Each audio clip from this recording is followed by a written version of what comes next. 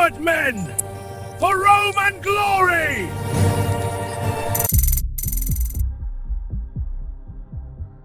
Rome was not always marble and triumph. There came a time when the empire no longer advanced, it endured.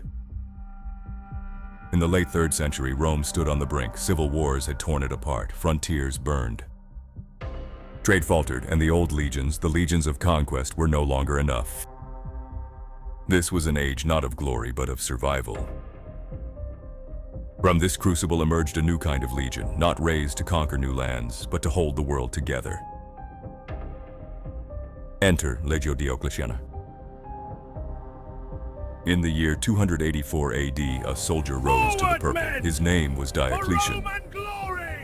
Diocletian understood a truth earlier emperors ignored. The empire during that period was too vast to rule as one man and too fragile to defend with outdated armies. He divided power, he reformed administration, and he rebuilt the Roman military from the ground up. It was during this transformation that Legio Diocletiana was born, a legion bearing the emperor's own name. Not as vanity, but as a statement. This legion would embody Rome's new purpose: defense, discipline, and permanence. Egypt was not merely a province, it was Rome's lifeline. From its fields came the grain that fed the cities of the empire. From its ports flowed trade linking Africa, Arabia, and the East. To lose Egypt was to invite famine, unrest, and collapse.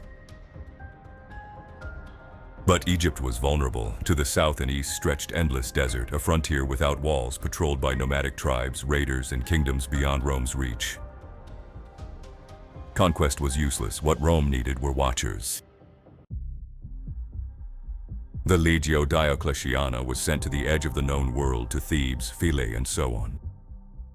Fortresses were carved into heat, stone, and silence. This was not a marching legion, it was a rooted legion. These men were not the legionaries of Caesar. They did not cross rivers under fire or storm enemy capitals. They lived where they served. The Legio Diocletiana belonged to the Limitani, frontier troops bound to the land they defended. They patrolled desert roads, guarded Nile crossings, escorted caravans, watched the horizon for dust clouds and smokes. They fought in small detachments called vexillationes, moving fast, striking hard, vanishing into the heat. Their armor was lighter, their shields oval, their swords longer.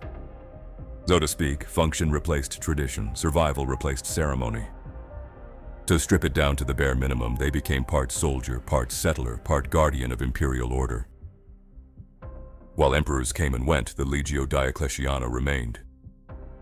It outlasted the age of persecutions, it endured the rise of Constantine, it survived reforms that reshaped the empire yet again.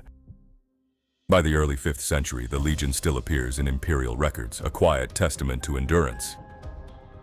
During this period, the old legion system was fading. The Western Empire would soon fall.